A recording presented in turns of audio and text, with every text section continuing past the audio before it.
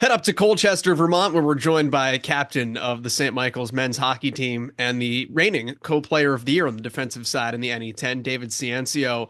First off, congrats on the season to this point, and congratulations on the mustache that is in full playoff style. Thanks, I appreciate it. Walk me through the year that you guys have had. You're sitting as we talk at 9-5 and toward the top of the conference standings. What's going well for the Purple Knights? Yeah, I mean, our biggest thing this year has just been worrying about us and controlling what we can control. It's funny, there's been a lot of games this year where um, we've played super well and haven't necessarily gotten the outcome we felt we deserved. But we were all right with that. And there have been games where we might have won, but we know we didn't play to our standards and we weren't necessarily all right with that. So, like I said, just trying to focus on what we can control and just worry about us more than anything. Walk me through your approach to the game. Defensive player of the year in the conference a year ago. What is it about the defensive side of the puck that really excites you? I've always just been a defense first guy growing up.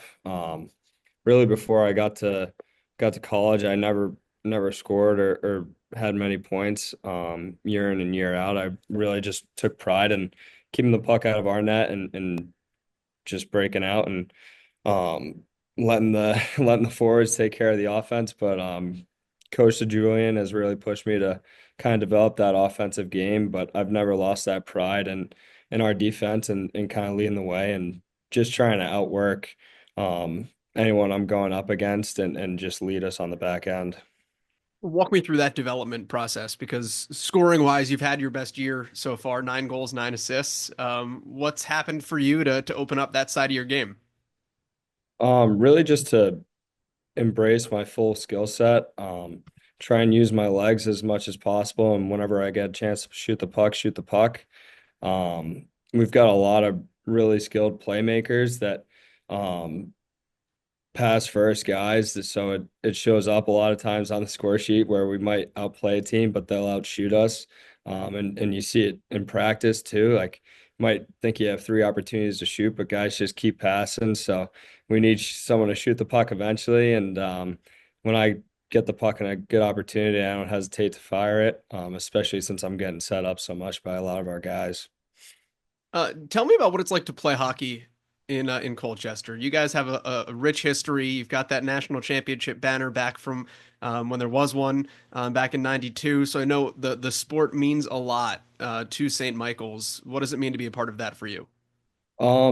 It means everything. I mean, this year has been really special in particular. It's the 25th anniversary of the national championship, and we got to celebrate that team earlier this fall, and that was probably one of my favorite moments as a Purple Knight, and something that I'll definitely look back on for a long time.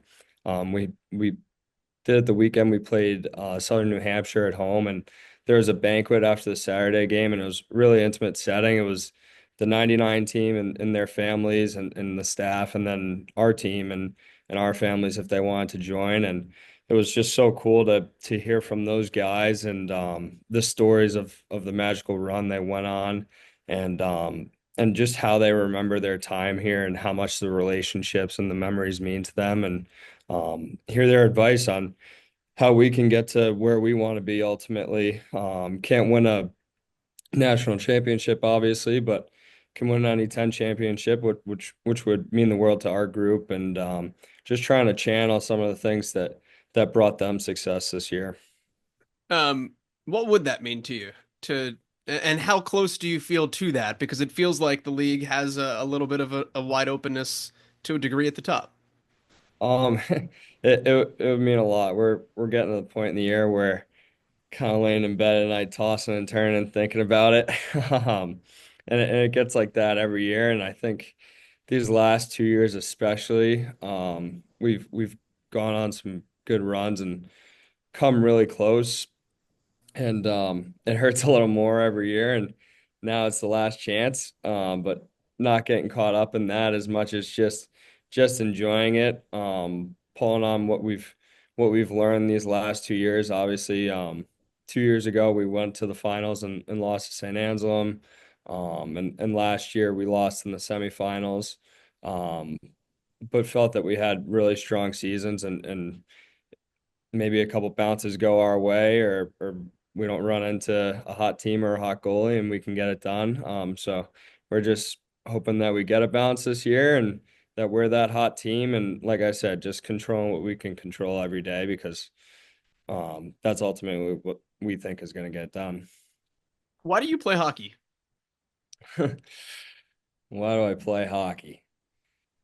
Coming close to the end here, I think is what made me realize that more than anything. And it's really for the room. Um, we've got such a special group of guys here, and I've been a part of obviously numerous teams growing up, and it's always just been about the relationships and just working towards a common goal and the way that can bring a group together. But I would say St. Mike's, especially our culture here, is we put our culture above everything else. We take a lot of pride in it, and the biggest thing I've noticed, the biggest difference between St. Mike's, which obviously college, and my junior team, my high school team, whatever it may be, is just how open and accepting we are to every single guy for who they are, and kind of embracing them just because we feel that that's what's going to add everyone to add the value they were brought here to add. And ultimately, it's going to make you a better person as well. Learn how to love and embrace the guy next to you for who he is and not who you might want him to be. It's been really special to see over these 4 years.